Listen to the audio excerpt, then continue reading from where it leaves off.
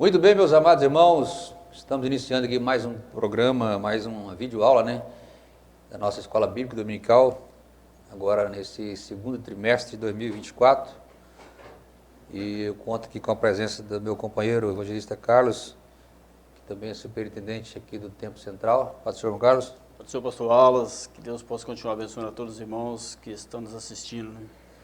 O tema do nosso trimestre é a carreira que nos está proposta, O início, o caminho da salvação, da santidade, da perseverança, para chegar ao céu. O nosso textuário está em João 3:3, que diz assim: Jesus respondeu e disse-lhe: na verdade, te digo, que aquele que não nascer de novo não pode ver o reino de Deus. A verdade prática nos diz assim: o novo nascimento marca o início da jornada do crente em Jesus. Bom, Carlinhos, lembra nós aí a leitura bíblica em classe, que está em João 3, de 1 a 8. Muito bem, pastor Alas. João 3, versículo 1 a 8. Versículo 1 nos diz assim: E havia entre os fariseus um homem chamado Nicodemos, príncipe dos judeus. Este foi ter de noite com Jesus e disse-lhe: Rabi, bem sabemos que és mestre vindo de Deus, porque ninguém pode fazer esses sinais que tu fazes se Deus não for com ele. Jesus respondeu e disse-lhe: na verdade te digo, que aquele que não nascer de novo não pode ver o reino de Deus. E disse-lhe Nicodemos: como podes um homem nascer sendo velho? Porventura, pode tornar a entrar no ventre de sua mãe e nascer? Jesus respondeu: na verdade te digo, que aquele que não nascer da água e do Espírito não pode entrar no reino de Deus. O que é nascido da carne é carne, e o que é nascido do Espírito é Espírito. Não maravilheis de ter dito: necessário vos é nascer de novo. O vento assopra onde quer, e ouve a sua voz, mas não sabes de onde vem, nem para onde vai. Assim é todo aquele que é nascido do Espírito. Vamos lá. Senhor nosso Deus e Pai, meu Deus, te agradecemos por essa oportunidade de estarmos aqui, meu Deus, participando dessa videoaula. Te pedimos ao Pai que o Senhor venha abençoar os teus servos, professores, superintendente e todos aqueles, ó Pai, que vieram assistir a esta aula. Pai querido, Pai santo, continue conosco, é o que nós te pedimos em nome de Jesus. Meus amados irmãos, nós vamos estar estudando então nesse trimestre, essa lição de extrema relevância para a igreja, E nós acabamos de estudar aí o trimestre que também falava sobre a igreja. Nós vimos ali a origem da igreja, vimos alguns símbolos da igreja, podendo entender melhor qual a missão da igreja. Vimos que a igreja também não é apenas uma organização, mas ela é um organismo vivo. Estudamos sobre as duas ordenanças da igreja, que é a ceia do Senhor e o batismo.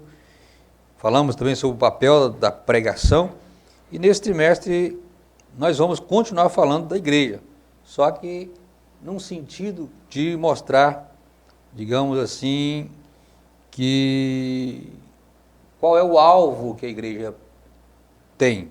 Nós sabemos que nós temos um alvo, nós como igreja temos um alvo e estamos nessa caminhada, como diz a nossa lição aqui, visando alcançar esse alvo que é a igreja, que é o céu, a cidade celestial, que a gente vai ver mais na frente também. Esse é o alvo de toda a igreja. E para o comentário dessa lição, nós contamos com o pastor Osiel Gomes, que é o pastor da igreja da cidade de Tirirical, no Maranhão. O pastor Osiel, ele é doutorando em teologia. A gente vai ver que ele é conferencista e autor de várias obras publicadas pela CPAD e outros títulos aí que ele tem que a gente nem vai mencionar aqui. Mas é um homem de Deus, um servo de Deus, preparado para nos trazer uma mensagem, com certeza irá nos ajudar muito durante esse trimestre.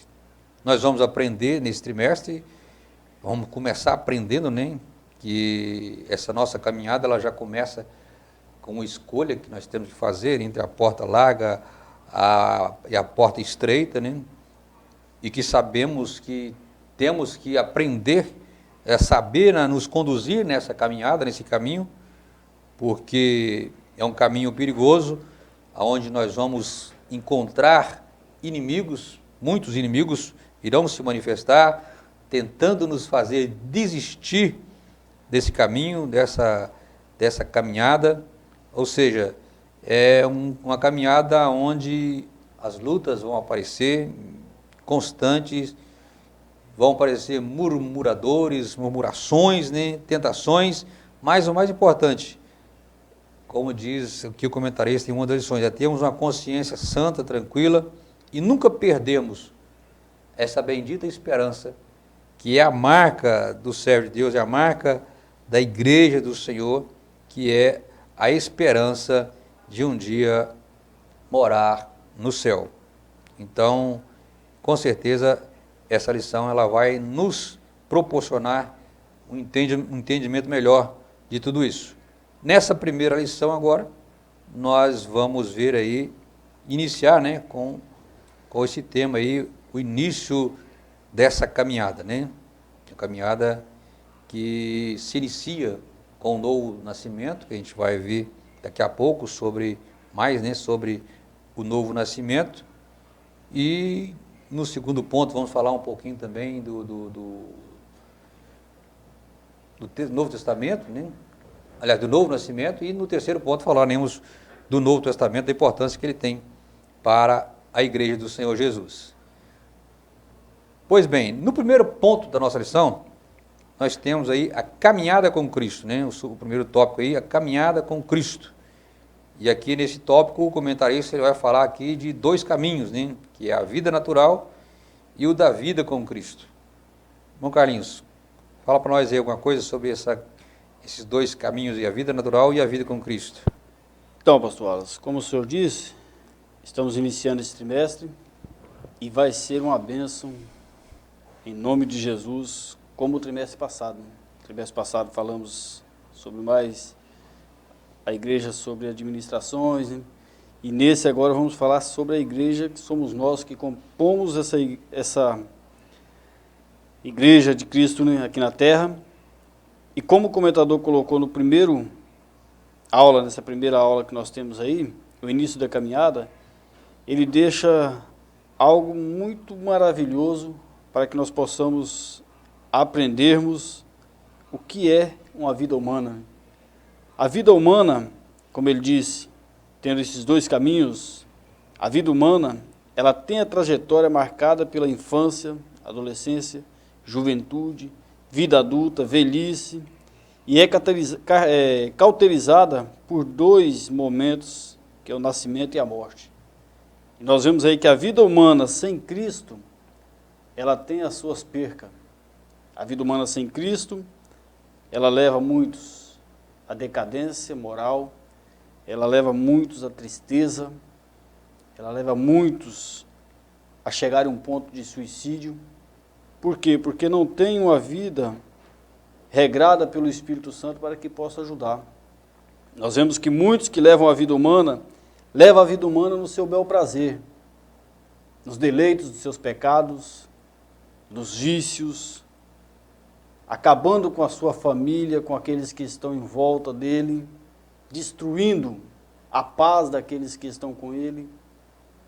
E quando nós olhamos aí, chega no final da sua vida, o mais triste de tudo é que ele ainda perde a salvação com Cristo e parte para a vida eterna sem Cristo, né? E quando nós vamos aí no ponto B, que o comentador colocou, a vida com Cristo, já é uma vida totalmente diferente. É uma vida regenerada, é uma vida onde o indivíduo, o ser humano, ele passa a ter uma esperança maravilhosa na sua carreira aqui na Terra, onde ele passa a ter nova perspectiva de vida, onde ele passa a ter alegria que outrora o coração dele procurava tanto ter paz, mas não conseguia. E agora com Cristo já é diferente, porque a Bíblia diz que tudo se fez novo. Jesus ele nos proporciona esse novo nascimento na pessoa bendita dele, como nós vamos aprender mais à frente aqui. Então a vida com Cristo ela passa a ser totalmente diferente, uma vida prazerosa. Por mais que chegamos ao final, como todos, hein, que a certeza de nós aqui na terra é morrer, ou aqueles que estão aguardando o arrebatamento como a igreja de Cristo, Jesus pode arrebatar hoje a igreja e nós subirmos, mas se isso não acontecer, o destino de todo ser humano será a morte, como o comentador disse.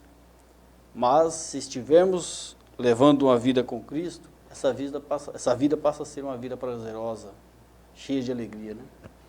Verdade, meu Carlinhos. Então, só dando aqui mais uma recapitulada aqui, falando dessa vida humana, hein? Ela é uma vida passageira, né? Como diz o comentarista aqui, para uns dura mais, outros dura menos. O certo é que ela vai passar, ela vai acabar, porque tudo que é humano ele é transitório, vai passar. E a gente vê isso, essa diferença de duração quando você vai no cemitério. Você vai encontrar ali pessoas que morreram crianças, outros adolescentes, outros adultos, outros idosos. Então, por isso que a vida humana ela tem diferentes duração. Agora, uma coisa interessante, pastor Alas, que alguns querem taxar os cristãos, os evangélicos, como aqueles que vivem debaixo de uma escravidão, né? Ah, vocês não têm liberdade. Quando nós olhamos para a Bíblia Sagrada, Pedro, ele escreve na carta, capítulo 2, versículo 19, que nós nos tornamos escravos daquilo que nos vence. E a vida humana sem Cristo, ele se torna escravo do pecado, por quê? Porque o pecado sempre vence ele. Aí ele acha que ele é livre, que ele pode fazer tal coisa, mas na verdade ele se torna um escravo da bebedice, um escravo das drogas, um escravo da prostituição. E aqueles que são verdadeiros livres, como aqueles que têm a vida com Cristo, eles têm o direito de escolha. Não, eu não quero isso para a minha vida. Então quem é realmente livre é aqueles que levam a vida com Cristo, que ele tem o direito de escolha e ele consegue resistir o pecado e decidir servir a Cristo com alegria. Então, Carlinhos, o grande problema desse caminho da vida humana é que enquanto a pessoa ela não encontra o outro caminho, que a gente vai falar daqui a pouco, que é o caminho da nova vida com Cristo, a vida dessa pessoa é marcada, tendenciosa a fazer o mal, pois ele anda só na carne, como tal ele ainda não nasceu. Então, enquanto ele não trilhar um novo caminho, que é a partir do momento em que ele nasce de novo, essa vida humana dele é uma vida que, se não tiver esse novo caminho, não encontrar esse novo caminho a tempo, é uma vida que vai findar humanamente aqui na Terra, mas que vai para uma eternidade também, porém, uma eternidade de sofrimento. Para ele não ter uma eternidade de sofrimento, o que ele precisa fazer? Passar por esse novo processo, essa nova vida com Cristo, que a gente vai ver aqui, chamado de novo nascimento. E só quando, então, o homem aceita Jesus como Salvador, é que ocorre esse novo nascimento na vida dele, e começa a percorrer um novo caminho, agora não andando mais sozinho, como até então ele andava, mas agora com a companhia, né, de Deus na sua vida, e a partir daí ele começa uma nova história, um novo caminho, né? Uma nova história começa a ser escrita na sua vida. Uma história que muitas das vezes vão vir lutas, sim, vão vir, mas também de alegria, de esperança, de uma nova identidade, porque agora nós nos tornamos filhos de Deus e não apenas suas criaturas, mas filhos de Deus. E nessa caminhada nós não estamos livres de cometermos erros, de falharmos, porque ainda estamos nesse corpo. Enquanto estivermos nesse corpo, nós temos sim possibilidade de errar e vamos errar sim. Porém, nós temos agora a presença também do Espírito Santo na nossa vida, que é aquele quem nos convence do pecado, é aquele que, quando nós erramos, ele faz nós sentirmos que erramos e nos leva, né, a reconhecer esse erro e pedir perdão a Deus, e Deus nos perdoa. Porque a Bíblia diz que o sangue de Jesus nos purifica de todo pecado. Então, quando o homem ele se arrepende, mesmo que ele aceite Jesus, e mesmo que ele venha errar, mas ele reconhece esse erro e pede perdão, e Jesus Cristo perdoa ele. Porque a partir de agora ele tem essa possibilidade que o homem natural não tem. O homem natural não tem a presença do Espírito Santo na vida dele, e o homem espiritual, que agora está nessa nova vida, ele tem essa vantagem, né, de ter a presença do Espírito Santo na sua vida. Paulo escreve uma coisa interessante, pastor Wallace, que aqueles que têm uma vida com Cristo, ele tem até novos mirantes, novas visões ou nova esperança na sua vida, né? Tanto que ele escreveu em Romanos capítulo 12, versículo 12, não vos conformei-vos com este mundo, mas sede transformado pela renovação do vosso entendimento, para que experimenteis qual seja a boa, agradável e perfeita vontade de Deus. O homem que não tem essa vida nova com Cristo, ele não tem esperança nenhuma. Não tem. O homem que não tem essa vida nova com Cristo, qualquer motivo para ele é motivo dele desistir. Ele olhar e falar, não tem mais jeito. O nosso país não tem mais jeito. Essa geração nossa não tem mais jeito. A raça humana sobre a face da terra não tem mais jeito. Mas quando temos uma vida com Cristo, muda a situação. Porque o nosso alvo é o céu e sabemos que Deus ele tem algo melhor para aqueles que andam com Ele. Né? O pior é que muitos pensam, né, que morreu aqui, acabou, né? Se fosse assim, ainda era bom. Se morresse, acabasse, tudo bem, mas não é. Tanto o homem natural como o homem espiritual, ele tem uma eternidade. E a diferença está onde ele vai viver essa eternidade. Não é nem passar a eternidade, como alguns falam. Que a eternidade não passa. Aonde vai viver essa eternidade? Aquele que passar pelo processo do novo nascimento e continuar firme, ele vai passar a eternidade no céu, com Deus, só alegria na presença do Senhor. Mas aquele que não passar por esse processo, o seu destino, a sua eternidade é de sofrimento eterno. E Deus não quer isso para ninguém. A Bíblia fala que Deus não quer que ninguém se perca, senão que todos se arrependam dos seus pecados. Então, o desejo de Deus é que o homem se arrependa, passe por esse processo do novo nascimento, para que ele também possa ter o direito de entrar no céu. No terceiro item aí do nosso primeiro ponto aí, nós temos os 3 companheiros, né, da nossa caminhada. Nós já falamos alguma coisa aqui sobre isso, né? Mas a gente vai ver aqui que a partir desse momento em que nós passamos por esse processo e entramos nessa nova caminhada, a partir desse novo nascimento, já não é mais aquela caminhada solitária que o homem natural tem. O homem natural sem Deus, ele caminha sozinho. Quando muitas vezes tem uma companhia, mas não é uma companhia agradável. É companhia que vai levá-lo para um lugar de tristeza. Mas o homem, quando ele passa pelo processo do novo nascimento, ele passa a ter a companhia da Trindade, né? Do Pai, do Filho, do Espírito Santo, estão ali com ele. Ele passa de criatura para filho de Deus. Então, o relacionamento agora ali não é mais entre o pai e o criador e a criatura, mas entre pai e filho. É um relacionamento diferente que passa a existir na vida do homem a partir do momento em que ele aceita Jesus. Então é uma diferença muito grande entre o relacionamento de criador e criatura. O relacionamento de pai e filho é completamente diferente. Porque nós como filhos, nós temos liberdade. A Bíblia diz que nós temos liberdade de chegar diante dele a qualquer momento, a qualquer hora. Desde que o véu do tempo foi rasgado, essa liberdade ela foi concedida a todos aqueles que aceitam a Jesus Cristo, de chegar ao trono da graça, seja que hora nós precisarmos, o Pai está ali pronto para nos atender. Então, isso é a diferença que faz do homem natural para o homem espiritual, né? Essa companhia que ele tem, que o homem sem Deus não tem na sua vida. Né, meu colega? Então, é uma coisa maravilhosa, né? Que esses 3 companheiros na nossa vida, nós podemos ver aí, que Deus como Pai, né? Como João disse aí, né? João 3, versículo 6, o que é nascido, João 1, versículo 12, né? Mas a todos quantos receberem, deu-lhes o poder de serem feitos filhos de Deus, os que creem no seu nome, né? Então somos filhos de Deus, porque aceitamos a Ele como Salvador, e temos o Pai que nos perdoa de todos os pecados, temos também o Filho, que é aquele que o próprio Paulo escreve em 1 Coríntios capítulo 15, mas graças a Deus que nos dá a vitória por nosso Senhor Jesus Cristo, aquele que nos concede vitória em todas as áreas, né? Nos concede vitória sobre o pecado, está sempre ao nosso lado, pelejando as nossas batalhas, né? Está sempre nos ajudando, e temos uma presença maravilhosa daquele que o próprio Jesus disse, né? Eu vou para o Pai, e se eu for, enviarei o Consolador, e voltarei novamente. E este Consolador, ele está conosco, né?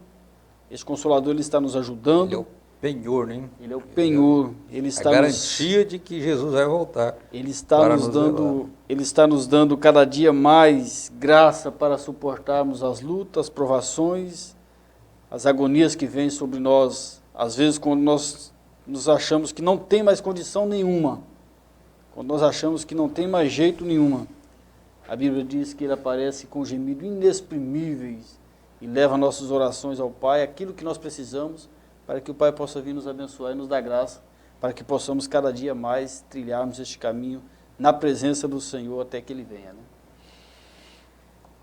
Muito bem, encerramos então esse primeiro ponto. Vamos para o segundo ponto da nossa lição, que vai falar sobre o novo nascimento. Né? Ele já começa com uma pergunta: por que precisamos do novo nascimento? A gente vê aqui que no diálogo, né, entre Jesus e Nicodemo, né, destaca aqui o nome homem, né? Quando fala homem aqui, vem do grego antropos, né, que significa homem, mas tem um sentido genérico, né?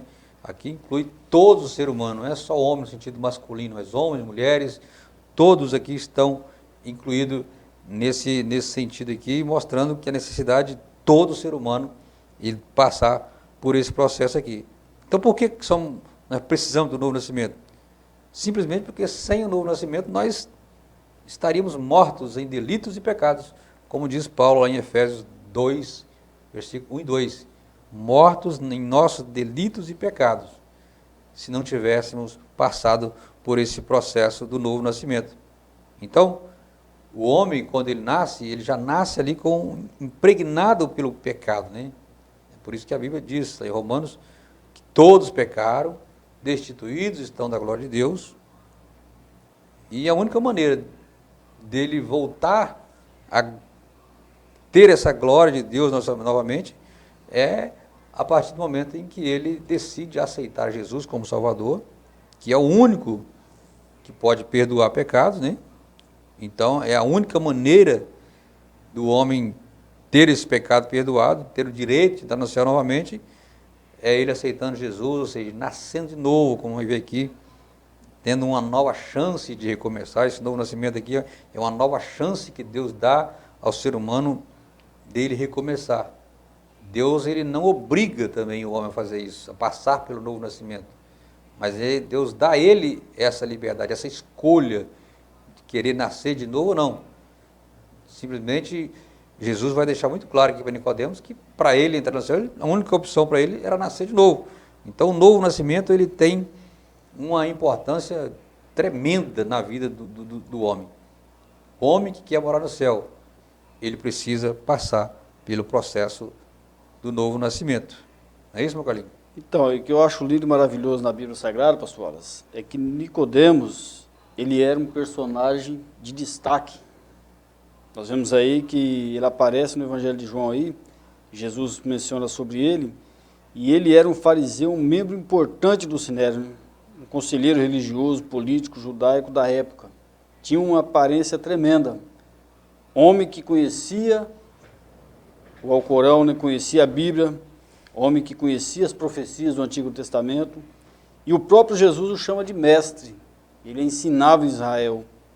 Então, se o ser humano não precisasse de Cristo, esse daí era um apto para ser salvo. Porém, Jesus, ele usa em cima deste homem, quando ele vê que nele, dentro de si, não estava conseguindo preencher o que a alma do ser humano anseia, que é a salvação, ele procura Jesus, ele reconhece que Jesus era o Filho de Deus, tanto que ele chega e diz, olha, nenhum outro pode fazer tais sinais se Deus não for com ele. Então ele reconhece que Jesus era o Filho de Deus e ele pede a Deus o que ele poderia fazer, e foi onde Jesus disse, olha, era necessário vós nascer de novo, passar pelo novo nascimento. Por quê? Como o Senhor já disse, pastor Alas, o homem em si, todos pecaram e destituídos foram da glória de Deus, Romanos 3, 23.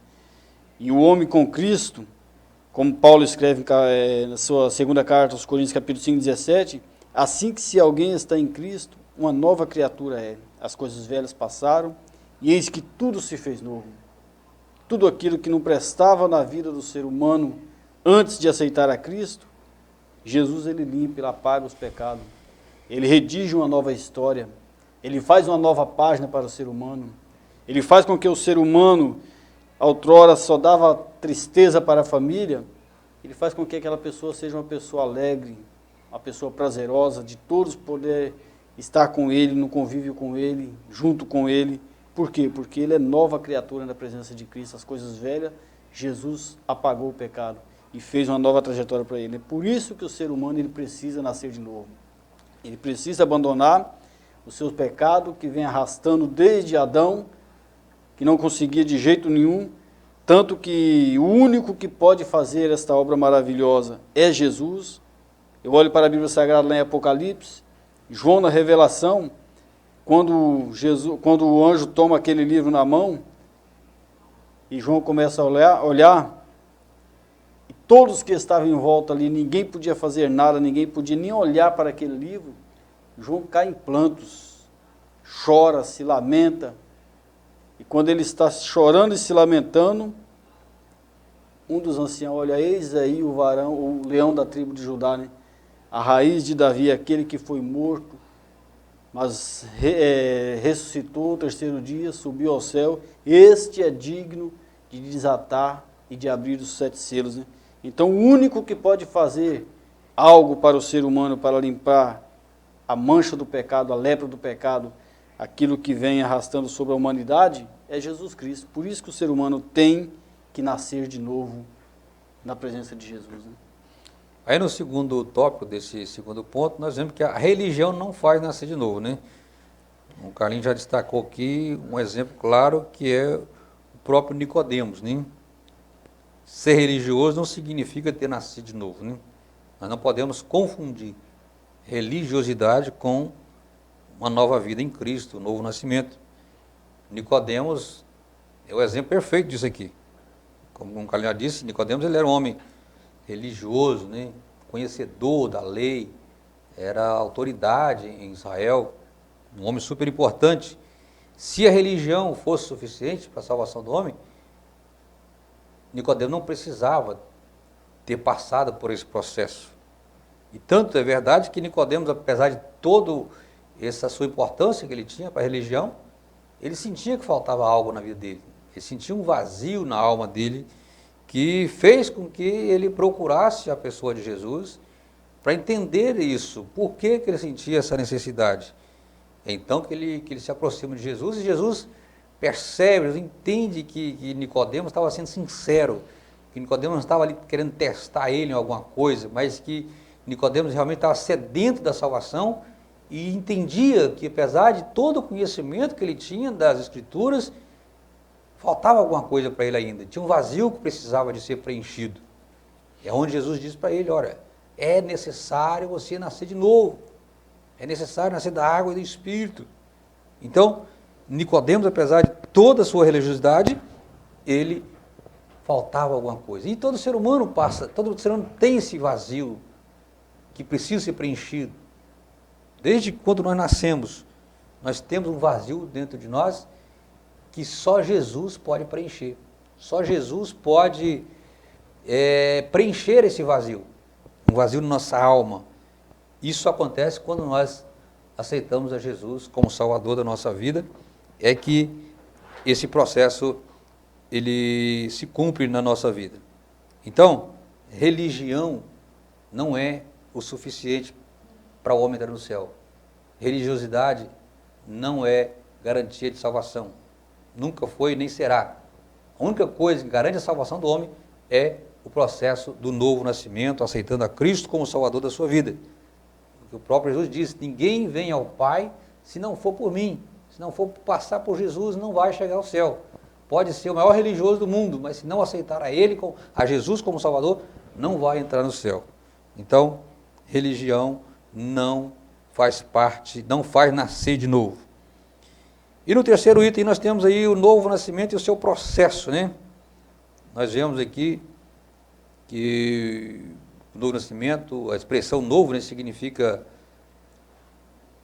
do céu, né? Algo que veio do céu, mostra que a nova vida em Cristo, pois é a vida eterna gerada por intermédio da palavra. Então, o novo nascimento é algo que veio de cima, enquanto o nascimento natural é algo terreno, o novo nascimento é algo que vem de cima.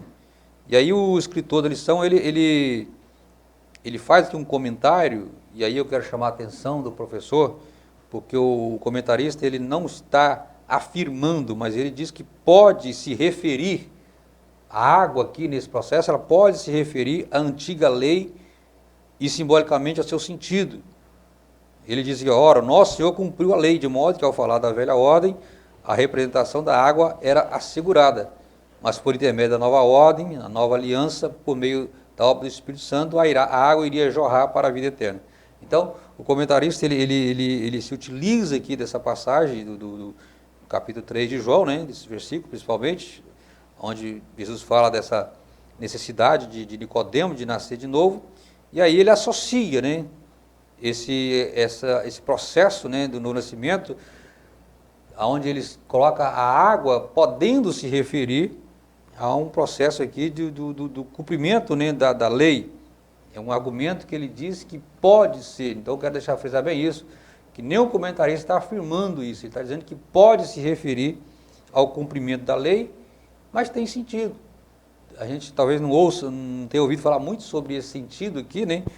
Mas quando nós vamos estudar aqui a fundo um pouco, nós podemos dar uma aprofundada aqui, a gente vê que tem sentido essa colocação que o comentarista colocou aqui, porque a água lá no Antigo Testamento, ela também já apontava para Cristo. A gente vê lá em Isaías, capítulo 12, por exemplo, versículo 13, fala assim, ó, e vós com alegria tirareis água das fontes da salvação.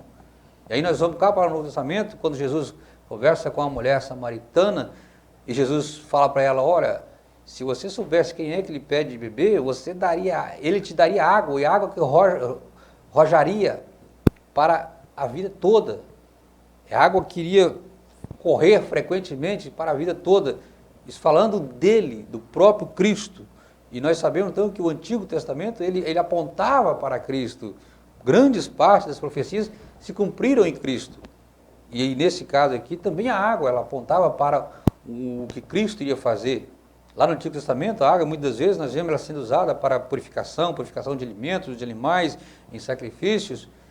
Vemos Moisés, quando Deus manda Moisés ferir a rocha, que sai água para matar a sede do povo, e Jesus Cristo é comparado com a rocha, e essa rocha ela vem se cumprir aqui no Novo Testamento, onde ele fala várias vezes que ele é essa rocha, que ele é essa água que jorra para a vida eterna. Então, foi um comentário que o pastor Osiel colocou aqui para nós, que tem sentido, sim, pode sim estar se referindo ao cumprimento da lei, como ele argumenta aqui, mas que fique bem claro, ele não está afirmando, ele está dizendo que pode referir-se ao cumprimento da antiga lei e os rituais de purificação judaica, tá?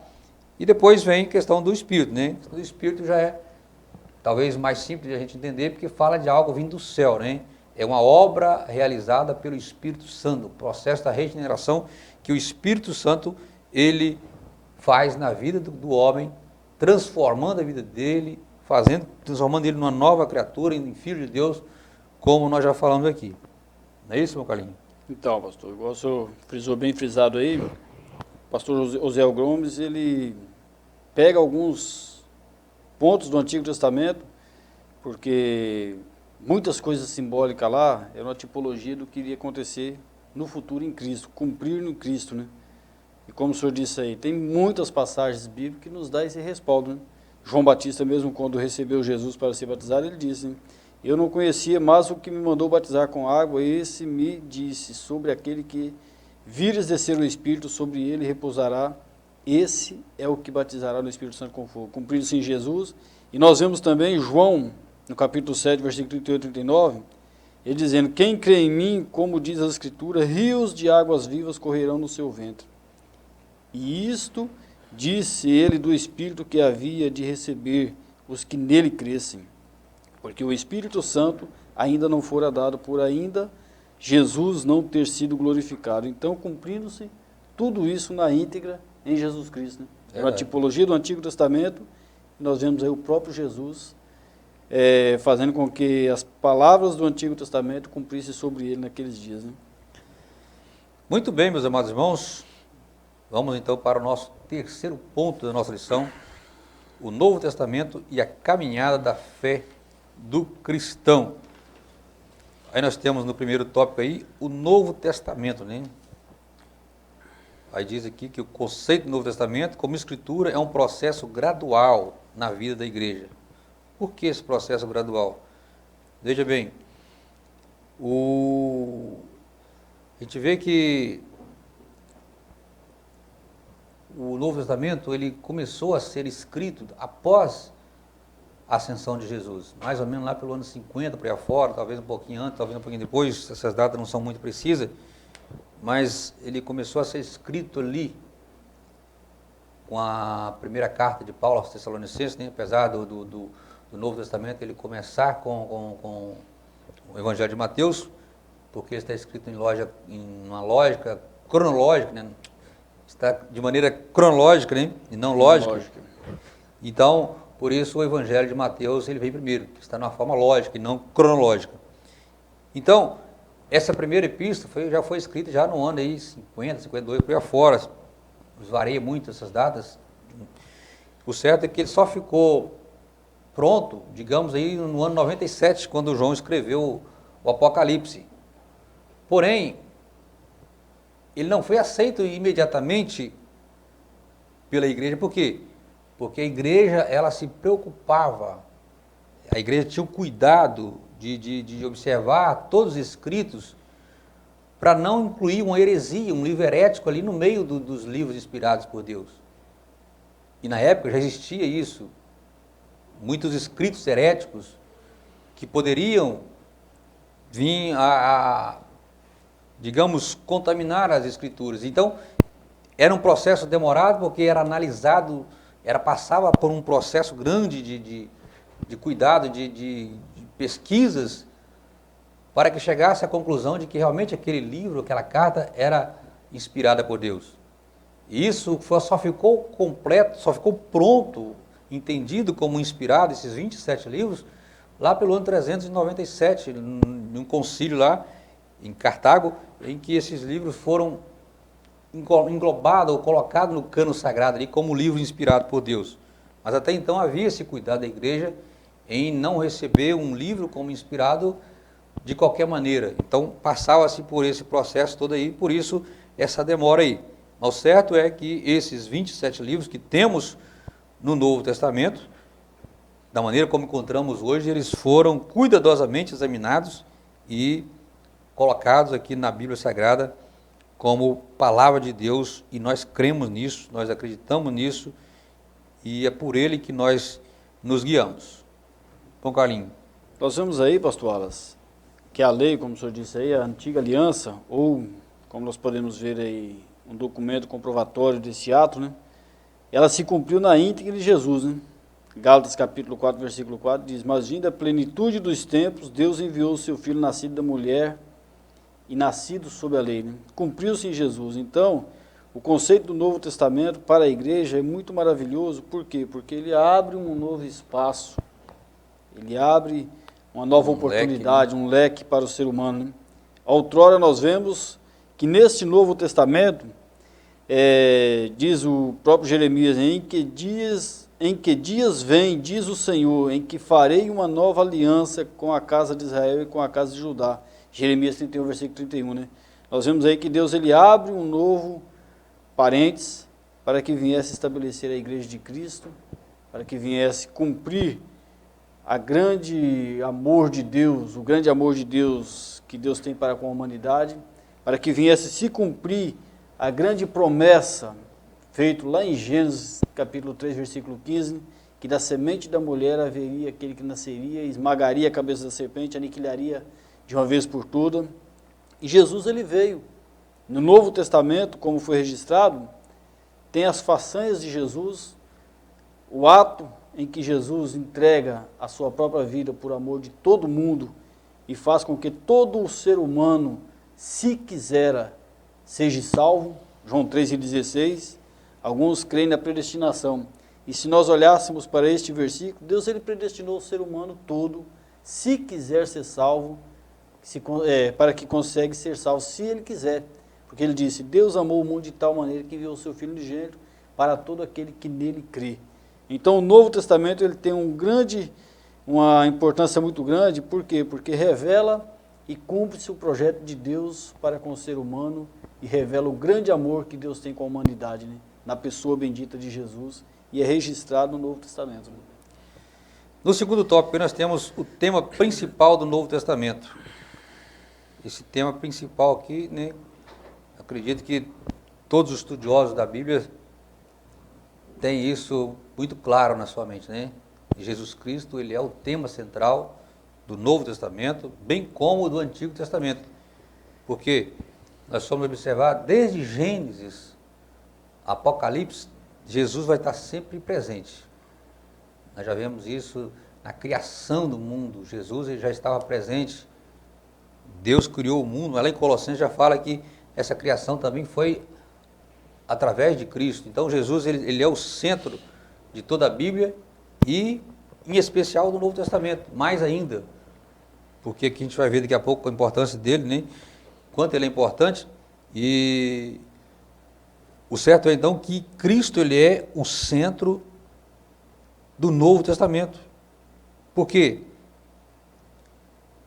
O Novo Testamento, quando a gente vai analisar ele se encaixa em perfeita harmonia com os acontecimentos do Antigo Testamento, que apontavam para Cristo Jesus, culminando com a glorificação de Cristo, a quem Deus fez, né? Então, o Novo Testamento, Cristo ele é a mensagem principal, ele sempre foi, a Bíblia toda e o Novo Testamento em especial, né? A centralidade de Cristo no Novo Testamento, ela é tão visível como o sol que brilha ao meio-dia. Não temos dúvida de que Cristo ele é o centro desse testamento. Então, Jesus Cristo, ele é o tema principal. E todos aqueles que aparecem na Bíblia, que se destacam na Bíblia, só se destacam porque estão, de certa forma, ali interligados com Cristo.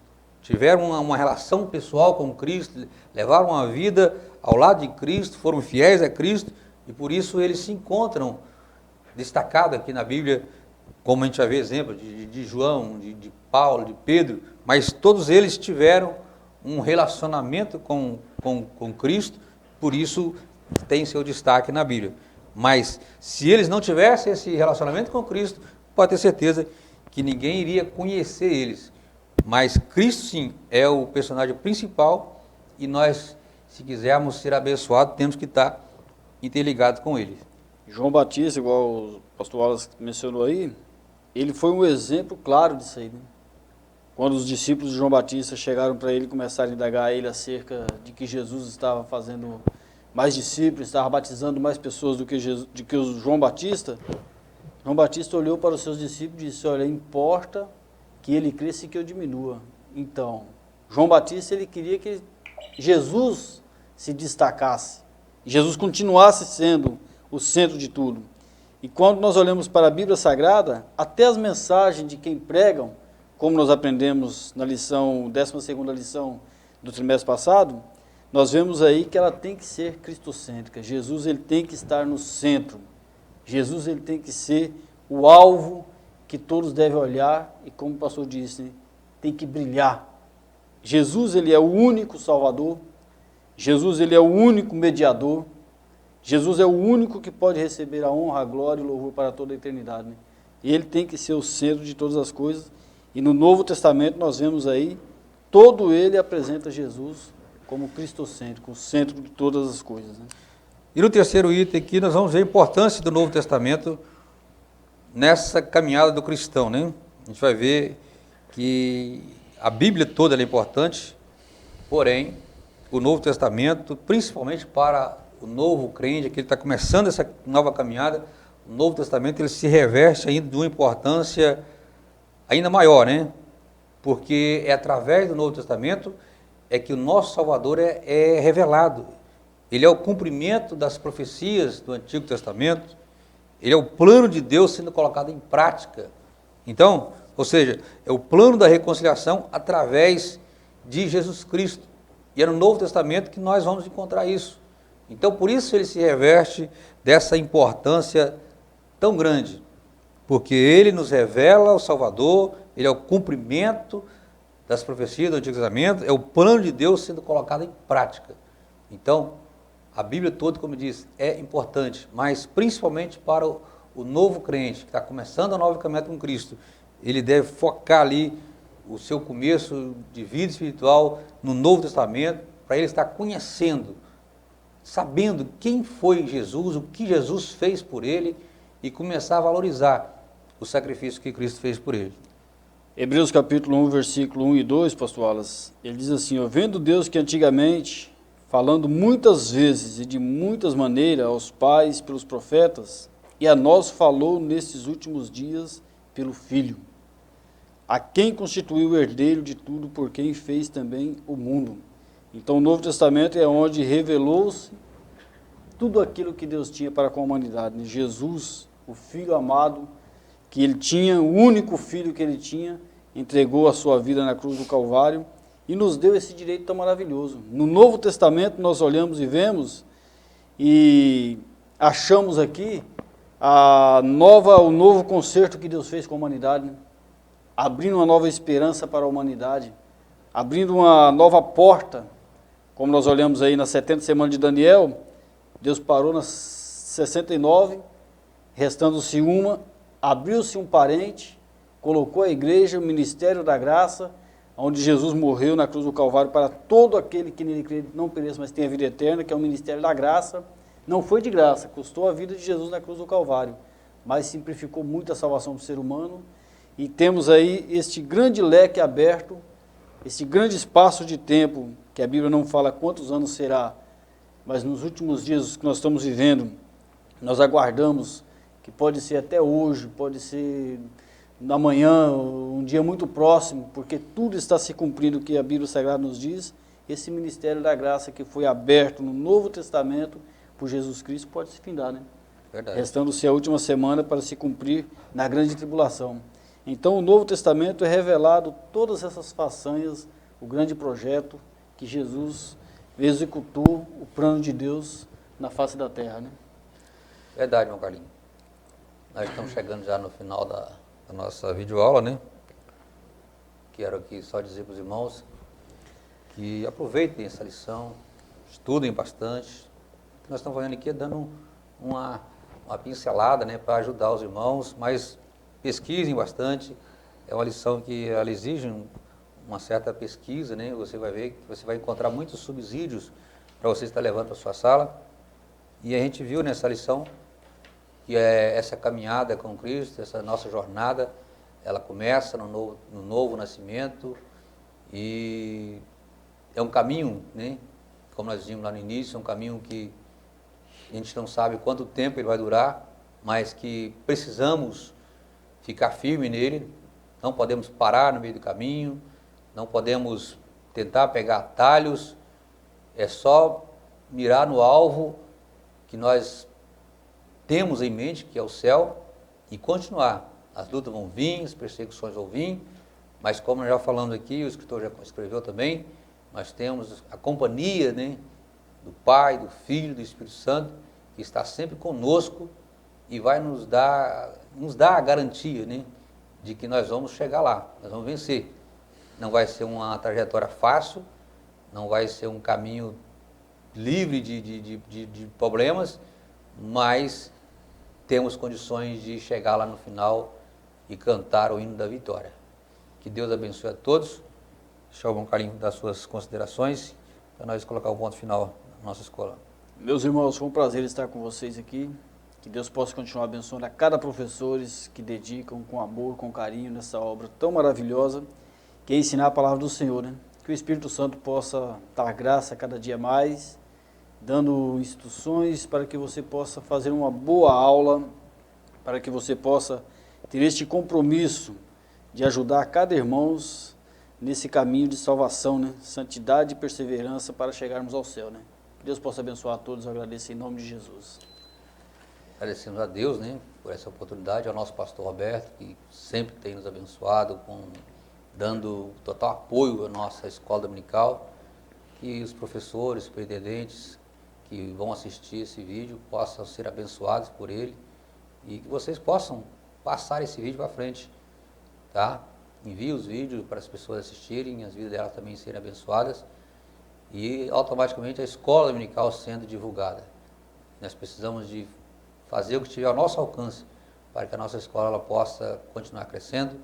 Nós tivemos agora no final do trimestre passado aqui um encontro dos professores, muitos professores, presidentes estiveram presentes, tivemos a presença do pastor Silas, que nos trouxe uma palavra muito boa, tivemos oficina com as classes de crianças, adolescentes, jovens, e no próximo trimestre, nesse final desse trimestre agora, permitindo Deus, nós estaremos fazendo aqui acontecer o terceiro encontro com os professores e nós contamos com a presença de todos vocês, todos os professores de todas as classes, todas as faixas etárias, precisam estar presentes nesses encontros que está sendo uma bênção para a vida de todos, tá? Que Deus abençoe a todos vocês, que tenham uma excelente aula nesse domingo e que a sua classe seja abençoada em nome do Senhor Jesus. Fica todos na paz do Senhor.